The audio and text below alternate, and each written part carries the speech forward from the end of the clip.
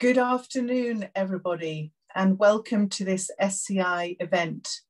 It's great to see so many of you on the call, and wherever you are around the world, whether it's the morning, afternoon, or evening, a very warm welcome from SCI. My name is Sharon Todd. I am the Chief Executive of SCI, and I'll be introducing our session today. So here's the programme for this session.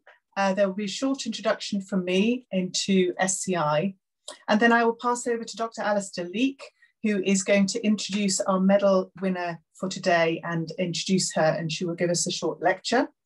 We have some time for Q&A, and it's really important that we try and have an interactive session. So as this session goes on, please do feel free to put your questions into the chat box, and Jane will try and address those towards the end of our session. And we're aiming to close out at 5 o'clock GMT time today. Thank you, Sade. So many of you, I'm sure, know us, but for those of you who don't, who are we? We're SCI. We're officially the Society of Chemical Industry, but more importantly, we're an innovation hub and a network. We were formed about 140 years ago by some very prominent scientists, inventors, and entrepreneurs who came together and decided it was important to work together to translate science out of the lab into full-scale commercial use, so that science could be for the benefit of society. And that's very much what we still do today. We're multidisciplinary and multi-science, so we cover some very broad scientific areas and very broad communities. And that's deliberate so that people can share knowledge across non-traditional boundaries and learn new things from new people in the organisation.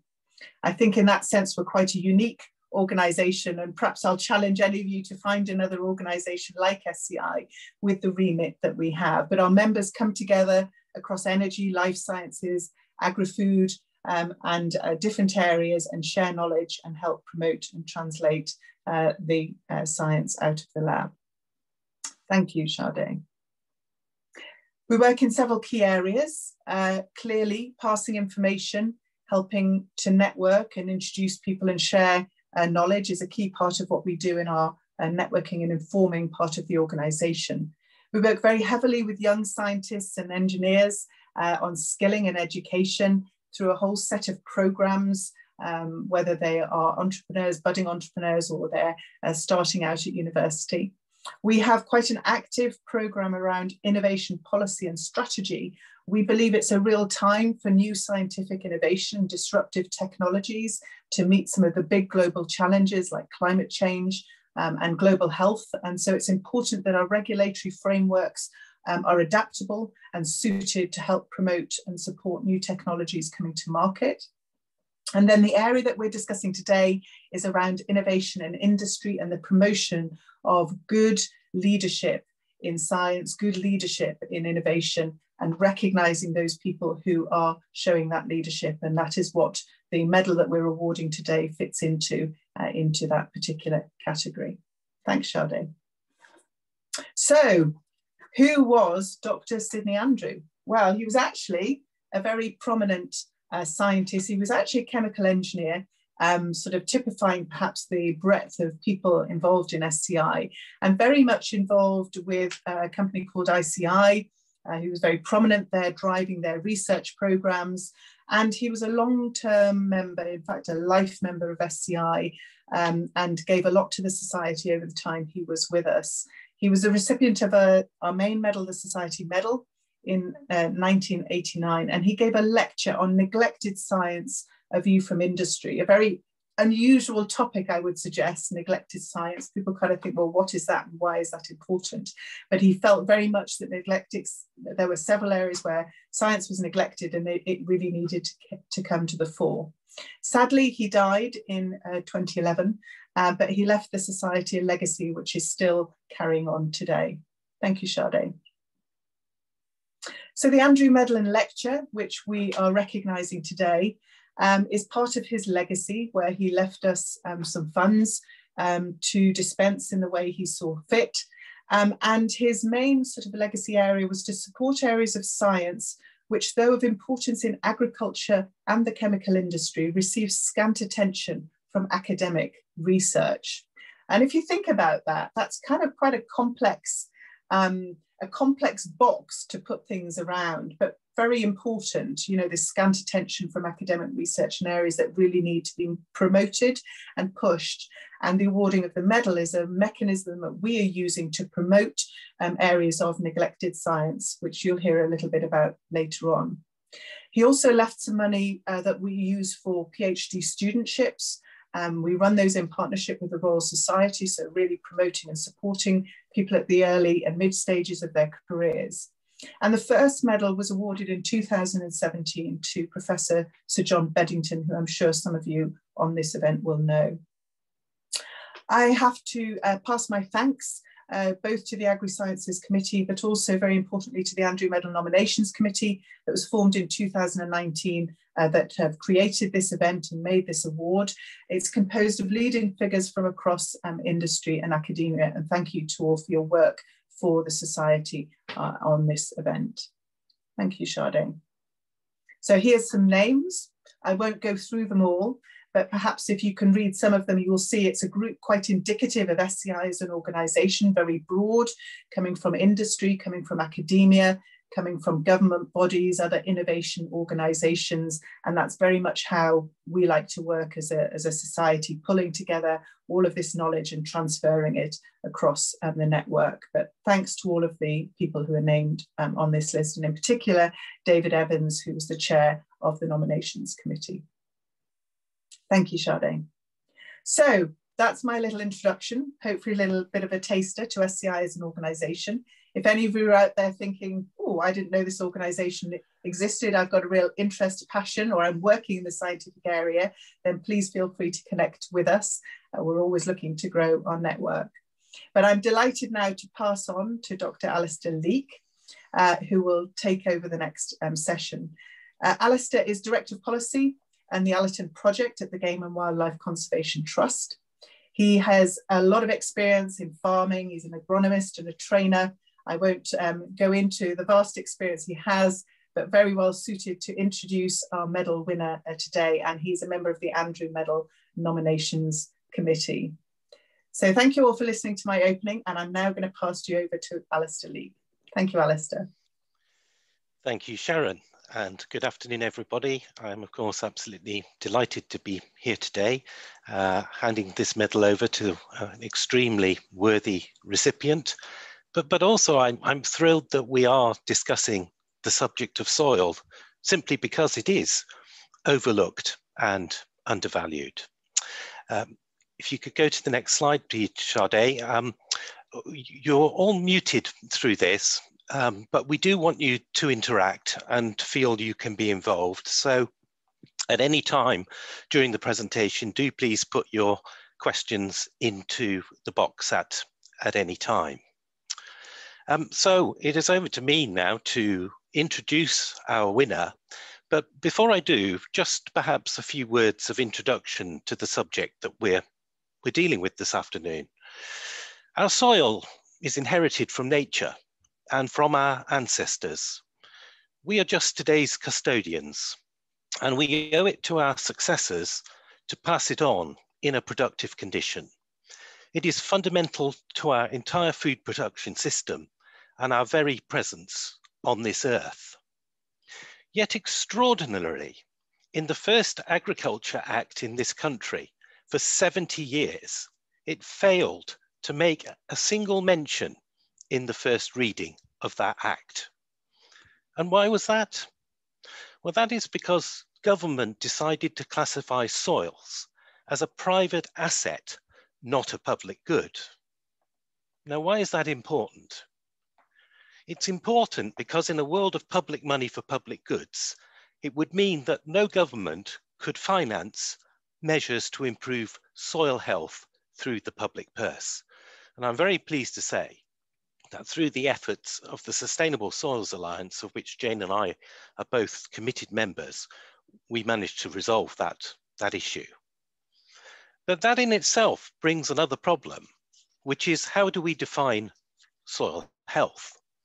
And for that, we need good science, which brings me neatly on to Jane. and why she is the worthy recipient of the Sidney Andrew Medal. Jane has the extraordinary gift of combining scientific expertise with an ability to communicate with farmers and the public. How do I know this?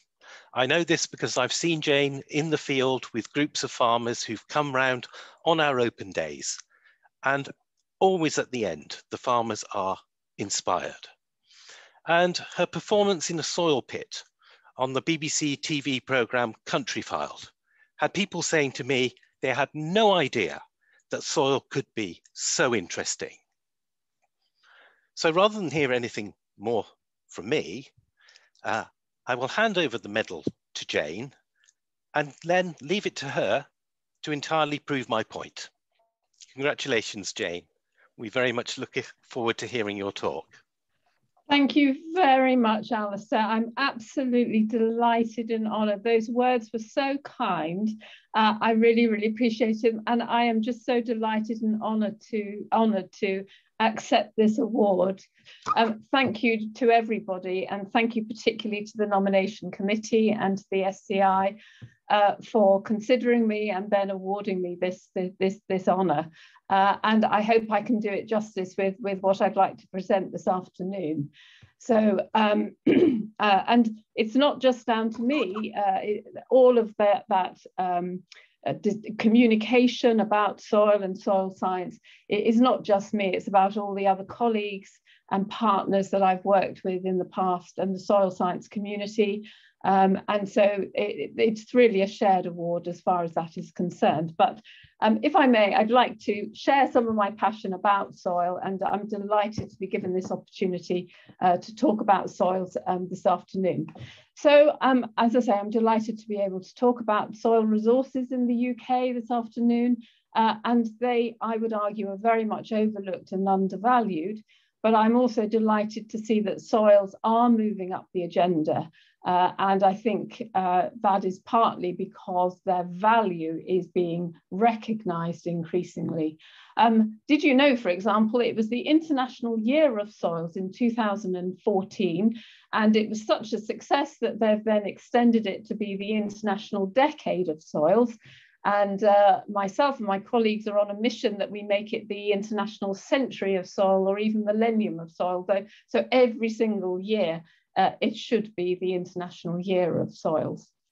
So I'm going to share some of the work that we do at Cranfield in soil science, and how we hope that that addresses some of the challenges actually that my predecessor, Sir John Beddington, presented to you in the inaugural lecture, some of those global challenges and how soil actually addresses some of those challenges. So the outline of my talk, I'm going to first of all celebrate the importance of soil. Then I'm going to identify some of the threats to our soil resources that we face at the moment, and mention the concept of soil function. Alastair mentioned soil health and soil quality, and that's all about the ability of this brown mud that we know and love as soil actually is a very dynamic and functional part of natural capital that underpins a lot of the things that we take for granted and a lot of things that give us particular pleasure. And I'll come on to those, the importance of soil a bit later on. When I've then sort of depressed everybody in terms of threats to soils and the bad things that are happening to soils, I want to then lift everybody's spirits, hopefully, by talking about how we can restore and conserve and regenerate soils. And again, a lot of our research on soil conservation that underpins concepts like regenerative agriculture that we hear a lot of. I'd like to show through examples of some of the research that we do in that area. And then hopefully people haven't fallen asleep by then, but if you have, I will then hopefully wake you up with some simple take-home messages. So if you want to go off and make a cup of tea now, then come back for the take-home messages right at the end of my presentation.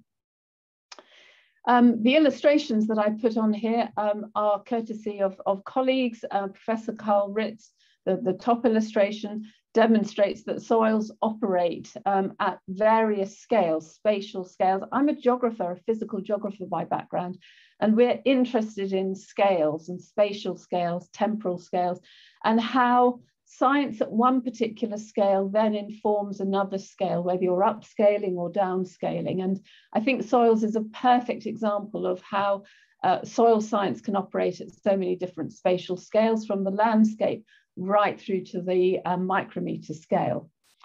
And then the illustration below is courtesy of my colleague, Dr. Robert Simmons, who works very much at applied science, soil science, looking at working with farmers and growers to try and control some of these threats to soils that the industry faces today. So let's have a look at first of all, at the importance of soil. And I want to put this in a global context, first of all. I was talking about spatial scales. And well, I would argue it doesn't get more important than this. Most countries throughout the world have agreed that to make the world a better place, to use that phrase, we should be working towards these sustainable development goals. And I would argue that soil can be related to most, if not all, of those sustainable development goals. It underpins things like no poverty, zero hunger, good health and well-being, and I can go on, but soils and management of soils, engineering of soils, underpin most of those sustainable development goals, which, as I say, at a global scale, shows how important soil is. But I would say that, wouldn't I, as a soil scientist, but it's not just me that relates soil to these SDG targets. If you look at this very important and influential publication by the Intergovernmental Platform on Biodiversity and Ecosystem Service, IBES, from a couple of years ago, this bit of research related soil and land degradation, in other words, where we don't look after our soil resources because we undervalue them. You'll see that the respondents to this survey could relate that land degradation and soil degradation to all 17 of those SDGs, to varying extents, sure, but all of them were related to SDGs. And when we then misuse soil or degrade soil, then we can undermine the ability to meet those SDG targets. So healthy soils, the importance of soil. Let's break that down into a little bit more detail. Healthy soils are seen now as part of our natural capital, delivering multiple ecosystems, goods and services to society. So again, it's this brown mud that we know and love, but actually it's the ability to deliver these goods and services. And again, this is enshrined in the Millennium Ecosystem Assessment, in the SDGs I've mentioned, and indeed in DEFRA's own 25-year environment plan. Soil health is given a whole page and other references within that 25-year environment plan, which underpins legislation such as the Agriculture Act that Alastair mentioned, and also the Environmental Bill. So soils are there, they're in the legislation, and their value is increasing. And I think part of this is because soils have been related to sustainability, the economic, the environmental, and the social pillars of sustainability. We know we get economic value from soils, we get environmental value, and they support rural livelihoods in particular, which complements the social pillars of sustainability. Soils are also related to human health and well-being, which in turn can be related to individual and national economic status. So again, you know, I'm on a one-man mission, if you like, to really value soils and how important they are, not just to individuals, to society as a whole, and to our national economic status. The table below is just a very, very headline example of some of these goods and services that we get from soil.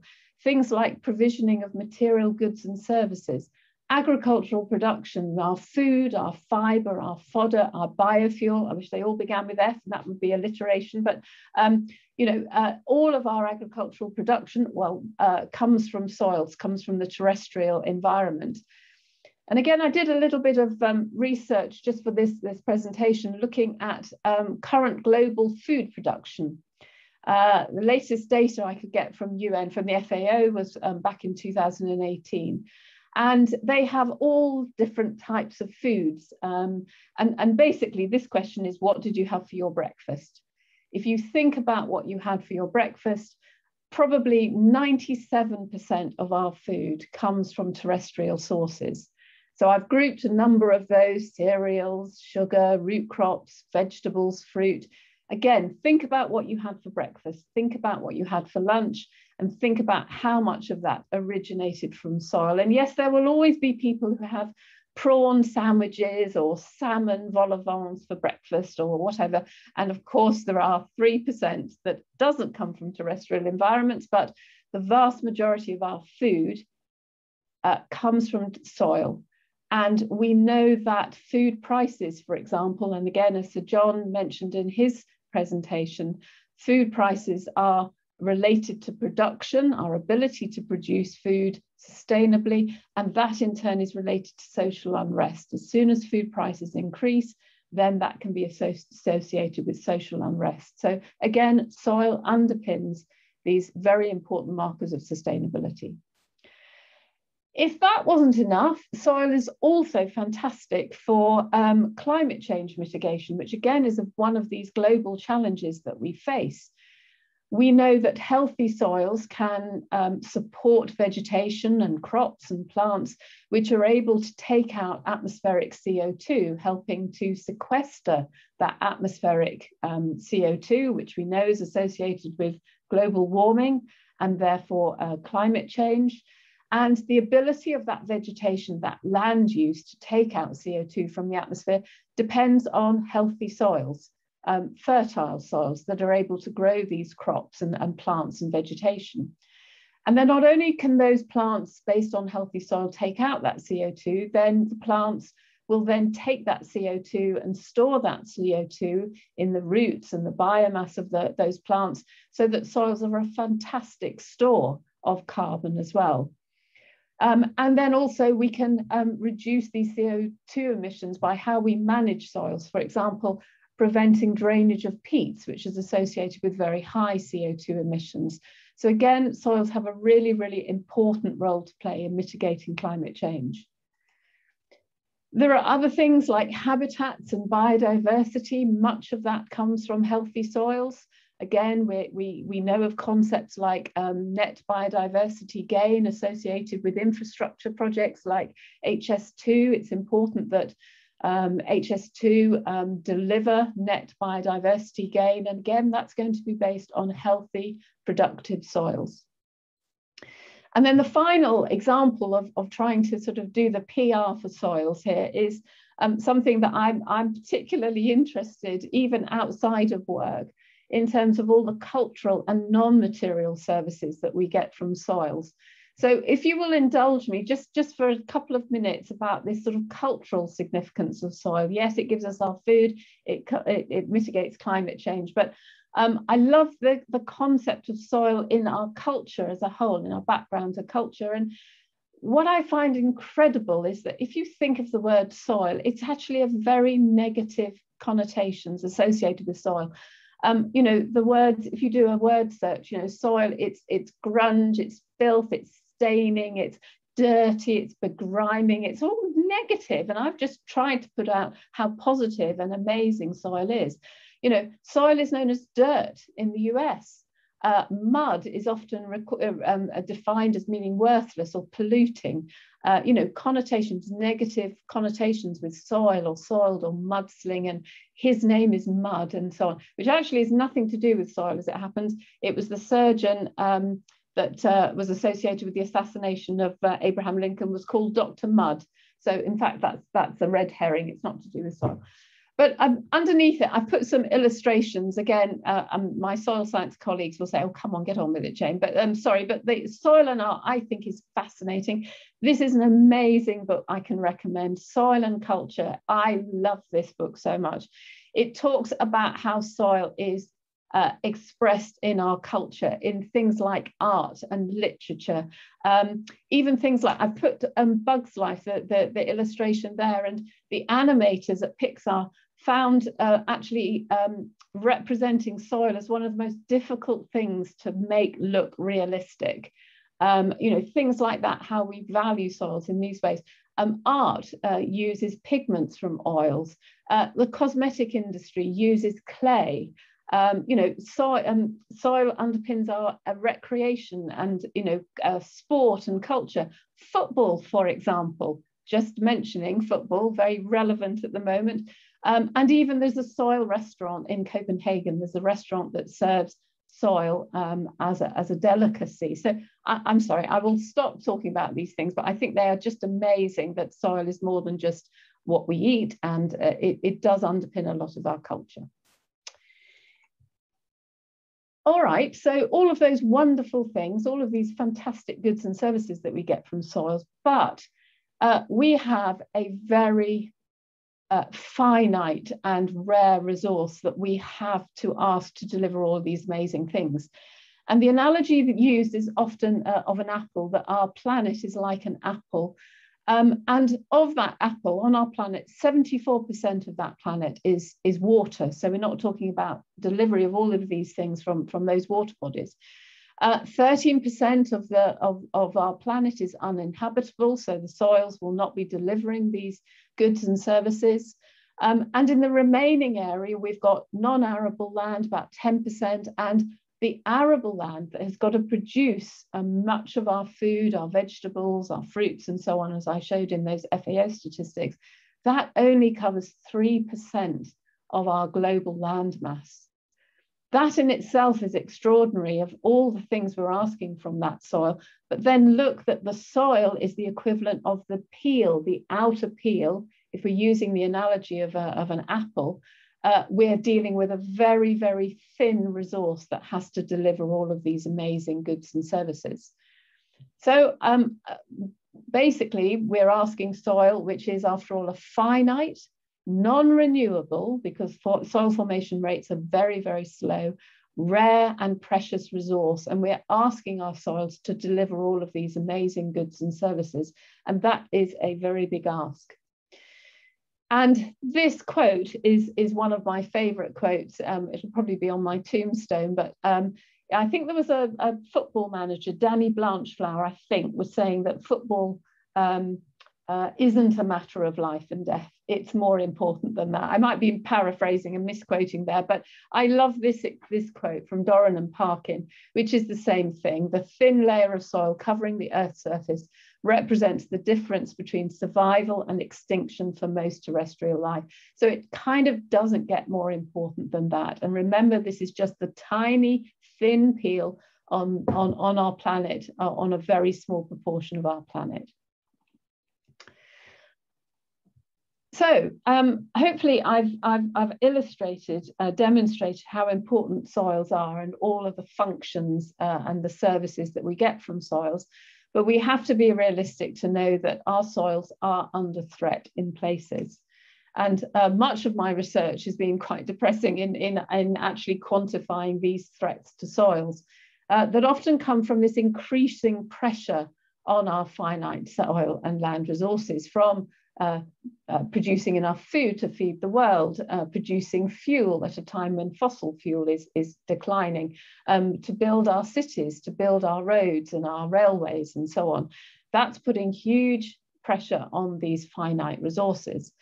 And the pressure is reflected in soil degradation, that the soil is just not capable of supporting all of these different functions. And it's estimated that 12 million hectares about a football field, again, reference to football, million hectares of agricultural land worldwide are lost to soil degradation every year.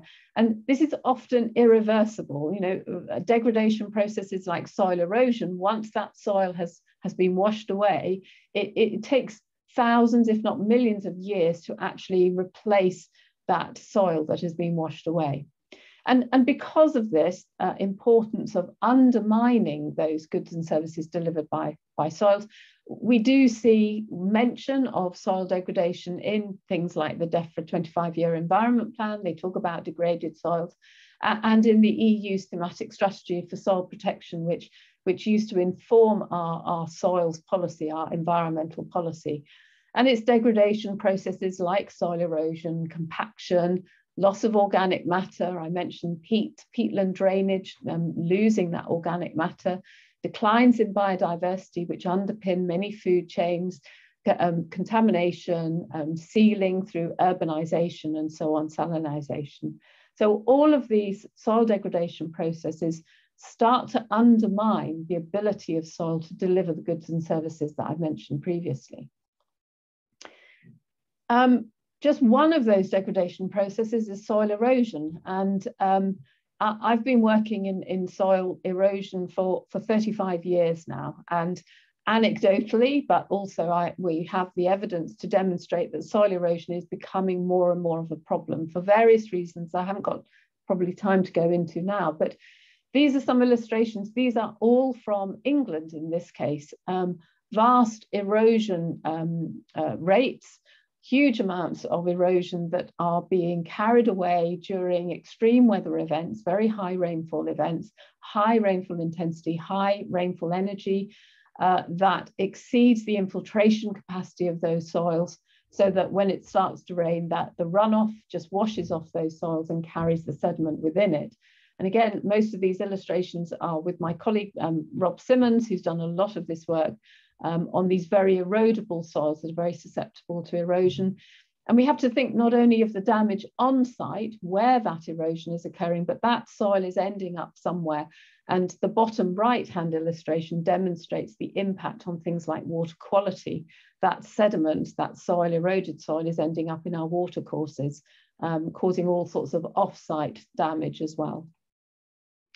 So this slide just illustrates some of the research, the science that is behind these studies that we're carrying out all over the country, again, putting in erosion plots, measuring the amount of water that's being lost and the soil within it, as well as all the agrochemicals that are being washed off that slope where they can't be effective. And you know, nutrient use efficiency is very important, chemical use efficiency is very important, and we need to keep those products on the land and not be washed off into our watercourses, where, as I say, they can cause off-site damage. We use our rainfall simulation laboratory to simulate all sorts of different rainfall events to initiate these erosion processes so that we can understand them better. So we can simulate anything from a gentle Scottish mizzle that will go on for 24 hours, right through to some of the very high intense rainfall events that we see as a result of climate change and global warming. We use modelling, models that can develop what-if scenarios. If on this piece of land, that land was to be put down to grass or to potatoes or to different crops, what impact would that have on the soil erosion rate? So we can start to run, as I say, predictive models that will quantify the amount of soil damage that can be done by different land management, different land uses. And some of our researchers actually tried to quantify the rates of erosion. This is some work that we carried out for DEFRA some time ago, looking at the rates of erosion from different erosion processes. And remember, erosion is just one of those forms of soil degradation. We were looking at rates of wind erosion, tillage erosion, where you're moving soil down the slope as a result of cultivations and tillage practices, the amount of soil that's actually co-extracted with root crops and farm machinery as it adheres to those crops and farm machinery, and then water erosion, erosion that's actually caused by rainfall and runoff. And there's evidence in the landscape that erosion rates can be as high as 15 tonnes per hectare per year. And that is a fairly meaningless metric. What does 15 tonnes per hectare per year look like? Well, I think if we then compare that with a rate of soil formation to compare the sort of gains and losses when we get erosion events, rates of soil formation in this country are around about 1 tonne per hectare per year. So in many places, we're losing much more soil, not everywhere. I'm not overstating the problem here, but in places we are losing significantly more soil then we are actually gaining it through soil formation processes. And again, I think this is where things like regenerative agriculture have a role to play in terms of how do we regenerate soils that have already been degraded? How can we restore them to their previous functionality? This map demonstrates some of the work that we can do using the soil resources that we have at Cranfield. We hold the national inventory of soil information, where we, since the 1960s, 1980s, we surveyed the soil resources in England and Wales. We work with James Hutton Institute in Scotland as well to marry the soil mapping between England, Scotland and Wales. And we were using that soil data from the National Soil Inventory to predict what future soil loss by erosion might look like, knowing climate change scenarios and knowing current rates of erosion on the different soils throughout the country. So, for example, there are over 740 different soil series in England and Wales alone. So we celebrate so many different soils types in this country, and they all have their different properties and functions and so on, and indeed susceptibility to degradation. And so we mapped using current rates of soil erosion and the soil depth records that we have from the National Soil Inventory. And from that, we could predict that in some places, some soils may disappear completely by the year 2050, which is not that far away. And of course, remember that's disappearing completely. In some places, a number of soils will reach a critical soil depth at which crops cannot be sustained or water cannot be stored. And so it's not just when they disappear completely, it's when they get to that critical soil depth that they are no longer to function in the way that we want them to function. And as I say, I'm afraid that the future is not great in terms of if the predictions of climate change, there was a report by the Committee on Climate Change a couple of weeks ago that we're going to receive more frequent and extreme and longer duration rainfall events that will actually aggravate this situation. Oh, so that's my Downer Debs bit. That's I'm really taking you, and everyone's really depressing and crying into their hankies, I think. Oh no, I've got another slide that will depress you even more. Hang on, before I get onto the positive bit and take you out from that sad, depressing picture. This is some work that we did, because it's all very well me going on about erosion rates and, you know, they're bad news and bad degradation. Well, often politicians will only be interested if you can actually put pounds, shillings and pence. So what does this mean from an economic point of view? So some colleagues at Cranfield, Neil Graves and Joe Morris and other colleagues, we worked together to marry the scientific, the technical science, if you like, with the economic and social science. And I'm delighted that we did this project for both England and Wales and Scotland, marrying those different disciplines. And we accounted for the different costs associated with soil degradation. We were asked, first of all, to value the cost of all the good things that soil did, but actually it's impossible to do that because there are just so many good things. How do you put a value on the aesthetics of our green and pleasant land that come from soils? Very, very difficult to value. But it's much easier to actually put a cost of a soil degradation, which is what we did in these projects. And the bottom line is we looked at different forms of soil degradation, and we looked at evidence, quantified evidence as to the impact of these different ecosystem services when that soil degradation process occurs. And the long and short of it is we came out with a figure of £1.5 billion per annum. And that's going to be an underestimate, because you'll see in this table there are a lot of question marks where we just don't have the evidence to actually put a value to the damage that is being done through soil degradation to our soil resources and all the goods and services they deliver. So that is a take-home message of £1.5 billion per annum in terms of damage through soil degradation. Oh dear, well, that's all very depressing. So hopefully people haven't left the call because that's depressed them too much. I just want to finish on a more positive note and cover some of the work that we're doing on restoring, conserving and regenerating soils. Really what we're trying to aim to achieve here is to maintain a fertile seedbed and root zone to grow the food that I mentioned, this 97% of food, whilst retaining maximum resistance to soil degradation. And frankly, putting very simply, if we can enhance the productivity of our soils, the quantity, the quality and reliability of the yield that we get from our soils, and we can control soil degradation at the same time, then I think those two married, number one and number two married, is basically the concept of sustainable intensification, where yes, we can get more from less. And I think this is a challenge that we have in soil science and particularly related to soil health. And the diagram I've shown on the right here is really, a number of people ask me, well, what is soil health?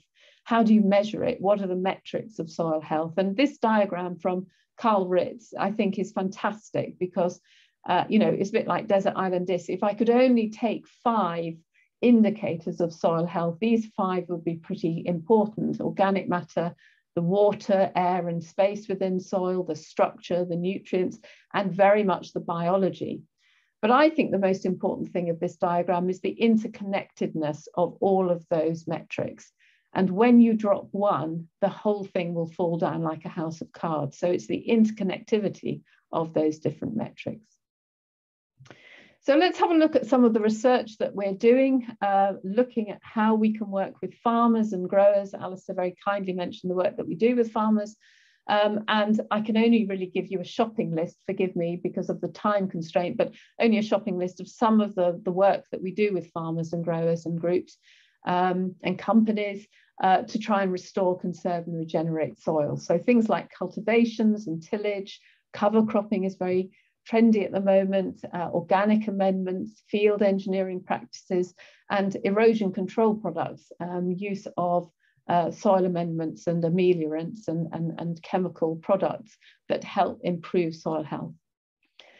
This is a project that we did with Alastair, actually. I'm delighted to say this is based up at Loddington, at the Allerton Trust estate there, where we were looking at different forms of soil cultivation, where we were comparing a conventional practice with a reduced intensity tillage practice, and just comparing the results in terms of the agronomy, the soil protection, the biodiversity, the water quality outputs from these erosion plots, and that Alastair very kindly allowed us to install at Loddington. We had a sister site down in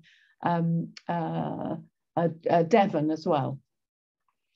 And we measured all sorts of different things to evaluate the effectiveness of different soil management practices. And again, in the interest of time, I'll just pick out some stories. For example, we found that earthworm counts were increased where we did less disturbance to the soil. And we know that earthworms are a very good indicator of soil quality and soil health. And indeed, it was reflected in things like soil losses. We got much more runoff and much more water losses where we'd use the conventional practice compared with these reduced tillage practices. And what I like about this particular experiment is that we spoke to the farmer and said, okay, you might not feel comfortable about going completely down the min-till or zero-till path, but what would you be comfortable with? What's in your barn? What bit of kits have you got in your barn that you could just reduce the intensity of that tillage so that we can preserve the earthworms and so on and so forth? This is another research project that we were looking again at minimum tillage and looking at the ability of different practices to restore and conserve and regenerate soils in terms of their organic carbon, which is obviously very, very important. And we found that even within min-till systems, depending on the geometry of the mechanization that's being used, the drills, the plows, the discs and chisels and so on, then that affects the amount of carbon you can restore in the soil. And again, the earthworm count, which is an indicator of soil health. And then we looked at things like strip tillage. This is a PhD study by Ian Dummett, where we were looking at the ability of disturbing the soil, but just in a row where the crop would be drilled, and the soil between those rows would be left untilled to allow the biology to be retained and hopefully actually move into the tilled plots. And we use bits of kit such as this in our soil bin, where we can use those different bits of machine and observe the amount of soil disturbance that takes place. We want a good seed bed, but we don't want to destroy structure and earthworms and so on. And again, here's some results whereby we had the simulated tillage. This is basically the biomass carbon, the microbiology along the y-axis here. And you can see where we've got tillage, we're destroying that biology. Where we have no tillage, we're conserving that. But the halfway house, the best of both worlds, is that we've got a good seed bed, but we're also retaining biology within that seed bed.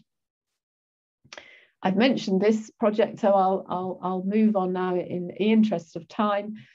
This is some work, again, we've done on soil ameliarance to try and restore soil health. This is our student, Benedict Nwagu from Nigeria, who was looking at different soil ameliarants, mushroom compost, poultry manure, anaerobic digestate, to see whether that could improve soil quality indicators, which in turn would then increase crop yield on particularly degraded soils. And Benedict's work showed that there were improvements both in soil organic matter from some of these ameliorants, and again, the soil biology was restored, again, as a result of farmers using these different amendments and ameliorants. And the proof of the pudding is in the eating, so to speak. Benedict also measured yield and biomass at the end of the day, which was the outcome that was required to make sure that food was safe and plentiful from using those different ameliorants. So finally, I've overrun. Guess what? I'm very enthusiastic and always overrun. So the trick is to get me to shut up, to be honest with you, about soils. My take-home message is soil is essential for the successful delivery of the goods and services that I've mentioned to all of society, not just the farming industry, not just agriculture, but to everyone. But it can be irreversibly damaged by processes such as erosion, but soil management can be used to improve those soil properties, improve productivity, control degradation, and improve the state of our soils, so that soils deliver economic, social, and environmentally acceptable food production, which, as I say, is sustainable intensification. But we need to work with farmers to know that the effectiveness of those practices will be site-specific, depending on current farming practices and farm perception and psychology and planning horizons. As a farmer said to me, it's very hard to be green when you're in the red, which I think is really sums up. It's all well of me saying, oh yes, it's all about these soil conservation practices, but if they're not economically viable, they won't be taken up. And I think there's fantastic opportunities in the new DEFRA environmental land management schemes, ELMS schemes, which say that they will provide public payment for public goods. And I think many people that are soil managers are actually delivering these public goods beyond just food production, and therefore they should be rewarded and incentivized accordingly.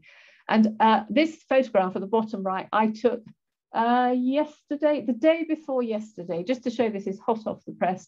This is us working with a farmer down in Herefordshire who is installing some of these soil conservation practices to maintain the goods and services that his soils are delivering to him, yes, as the farmer, but also to society by delivering biodiversity, clean water, and mitigating climate change. So thank you for your attention. I've got a number of acknowledgements. There are many, too many to mention. I'd like to acknowledge my Cranfield University colleagues, academics, staff, technicians, and students, various research partners who've been involved in the work, farmers, land managers, sponsors and funders, soil science community, particularly the British Society for Soil Science, the Institution of Agricultural Engineers, my family, my friends, blah, I will go on ... If you're in the ... I apologize for not mentioning you specifically, but thank you everybody, and I'd be delighted to take any questions.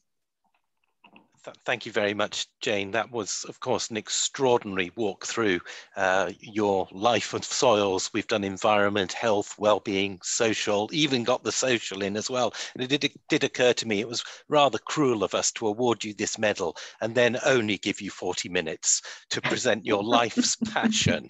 But we have some questions, and Robin is very kindly going to field those. They've come up in the question box there. So over to you, Robin. Good afternoon, everybody. And well, first of all, I extend my congratulations to Jane for an excellent presentation, and congratulations on the award of the medal. Very, very well deserved. So yes, my name is Robin Blake. I'm the Vice Chair of the Agri-Sciences Committee, who together with colleagues in the SCI are responsible for the organisation of this event. I'm pleased to say that we do have some questions in the question box, and just a reminder to anyone else on the call, if you do want to ask something, then type it into the Q&A box and I'll ask it on your behalf. So first question from Martin Shaw, who says, do other countries or regions globally put the same or better value on soil health assessments and the management of issues? Thank you for that question, Martin. I think actually the home, if you like, of soil conservation and protection of soil resources probably is the US. And that was triggered by events like the Dust Bowl in the 1920s and 30s. And from that developed the US Soil Conservation Service, which was part of the United States Department of Agriculture. So I think at that time, the US was certainly the leading light.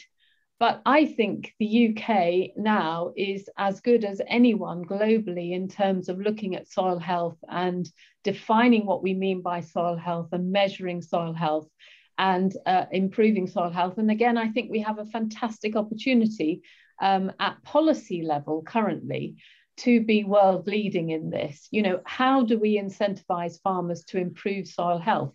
What metrics do we need to measure? And whether there's a change in those measurements or those properties that is a meaningful change, in that if you increase your organic matter by X%, what does that mean in terms of yield or quality of yield and so on? So I think we have an opportunity to be world leading in this. I would say that, wouldn't I? But I can't say yes, if only we were like Croatia or somewhere like that. Gosh, I'm going to get into trouble now if there's anyone from Croatia on the call. But I think we are as good as anyone, and I think our scientific community understands soil and really pushing the boundaries in terms of soil science and understanding soils better. Okay, thank you very much. Next question from Susan Grayeff, and she says, thank you for your presentation. Would the type of crop and also weed affect soil erosion? Very much so. Thank you again for the question. Yes, we've done a number of studies looking at different crops and different land uses and associated effects on, first of all, soil hydrology. What happens to the rainfall when it falls on that particular land use or vegetation? And the studies have even gone down to look at plant architecture, the number of leaves, the shape of the leaves, to what extent crop cover is complete. And it's all about the canopy architecture, it's about the stems, and very importantly, it's about the underground, the root structure. So the canopy can accept the rainfall and break the rainfall into smaller drops at lower velocity, which means you have less kinetic energy to cause erosion. The stems of the plant help to impart roughness to any runoff that you've generated, which in turn reduces its energy to then detach and transport material. But as I say, the roots are so important, because if that incoming rainfall is then infiltrated into the soil, you'll never generate runoff, and without runoff, you won't have the soil erosion. So I could go on for another 40 minutes if you like about the role of vegetation and land use. I can see from Robin's face that probably won't be welcome. But anyway, so there is a lot about the architecture of different plants, different land uses, and how that affects soil erosion. So yes, the answer is definitely yes. Okay, thank you. Next question from Jonathan Lodge, who says, some excellent work, but what about grasslands and the presence of livestock? mob grazing, etc.? Yes, so thank you. And again, forgive me, there are so many omissions because the way in which grasslands are managed, it goes a little bit back to my previous point in terms of, yes, architecture of vegetation above ground and below ground will affect some of these processes, soil hydrology, soil erosion. And obviously the way you manage that vegetation, things like mob grazing, things like overgrazing, things like undergrazing, because you might attract species or bring back species that are not good for erosion control. So the management of those grasslands, that vegetation, is very, very important to ensure that you get the sort of sward, the dense, uniform sward that is associated with low rates of erosion. And that's where I think a lot of people about mob grazing and how you manage, is it, you know, your stocking density, the time at which your herd is allowed to actually reduce that above ground biomass. All those sorts of things are very, very relevant in terms of soil degradation, not least compaction due to overstocking and overgrazing, which is a huge problem in some areas. Okay, thank you. Question from, well, somebody anonymous, but what approaches do the farmers you speak with seem to be the most excited about? I think one thing I've learned is that no two farmers are the same. And so therefore, their issues, their challenges are often different. So therefore, what makes them excited is also different. I would say cover cropping is very, very popular at the moment because, again, of the benefits that it brings to soils and to farmers, in particular biodiversity, for example, but also the regenerative benefits of cover cropping. I think you only need to see shows like Groundswell that was held last week. That is getting bigger and bigger every year in terms of, and the buzz this year was extraordinary. I think maybe because we had to miss it last year because of COVID. But, you know, that people are really interested in cover crops, different varieties of cover crops.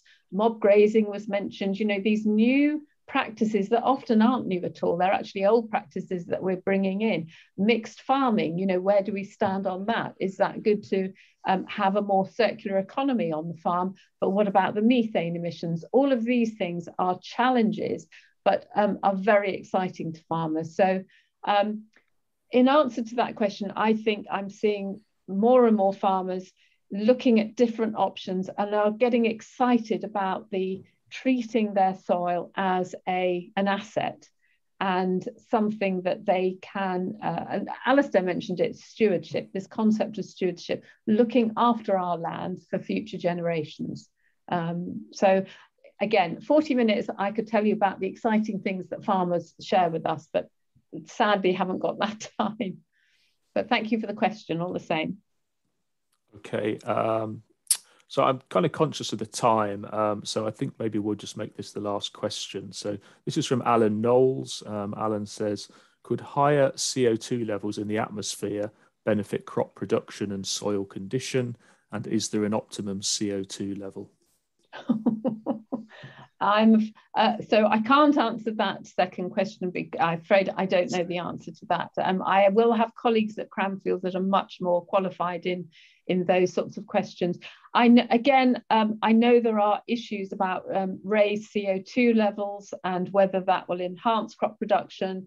And so, you know, would that not be a balancing effect? But I think it's all to do with the microbial turnover is very important as well, that we see what is actually happening within the soils. I'm not a soil microbiologist, so I don't know the detailed answer to that. But I know it's a much bigger picture than just saying, well, surely elevated CO2 is going to enhance crop growth. Isn't that a good thing? It's not, because that also has impacts on the nutrient cycling and the lifespan and the functionality of the soil microbiological population as well. But I'm afraid that's not my specialism, so I can't answer well enough to that question, which is a shame because that's the last question, but never mind. Okay, well, thank you very much. Thank you, Robin, for fielding that. I'm not going to do a summary, not because I haven't got time, but you magnificently left us with your take-home messages anyway. So thank you to the audience for attending and for all your questions, and for SCI for the organisation, and of course to Sydney Andrew, who was quite visionary to choose to make an award for something that's under-recognised. So absolutely wonderful. Thank you to the fellow judges who helped us select on this journey. And finally, thank you to Jane for a fantastic presentation. And over to Robin to finish off with the final slides. Thank you. Thank you, Alastair. Yeah, thank you, Alastair. Thank you, Jane. Okay, yeah, just a few slides before we finish then. So, yes, obviously at the start of the presentation, Sharon gave a very good overview of the SCI, and if you're not already a member of the SCI or you'd like to find out more, whether that's any one of the committees that the SCI has, including the agri-sciences, of which obviously I'm a part of, then do please get in touch and we'd be very happy to tell you more. This is just a plug for some future events. So we're continuing on the soils theme, and on the 14th of September, we have a short free webinar, Managing Soils for Survival, Industry Insight. And we hope that this will be the first of perhaps a series of events on soil. And this one is focusing on industry, and it's focusing on how industry is managing soil in respect to climate change and food production and the challenges that they face. And I'm very pleased to say that we're going to have 4 excellent speakers from Syngenta, Croda, CHAP, which is Crop Health and Protection, one of the UK Agri-Innovation Centres, and also a UK startup, Farm Carbon Toolkit. So do please come along to that if you are free. Just an advertisement for some future webinars that are coming up in October and November. Again, further details are on the website if you want to find out more. And so this is just the final slide. So yes, once again, I'd like to say congratulations to Jane on an excellent talk. Thank you very much for Alastair, to Sharon for their excellent presentations. And thank you to the nominations committee under the guise of David Evans for the very hard work that they did behind the scenes in order to come up with the award to Jane. And finally, thank you very much for listening. And as I said, if you wish to find out more, then contact details are on the screen. Thank you very much.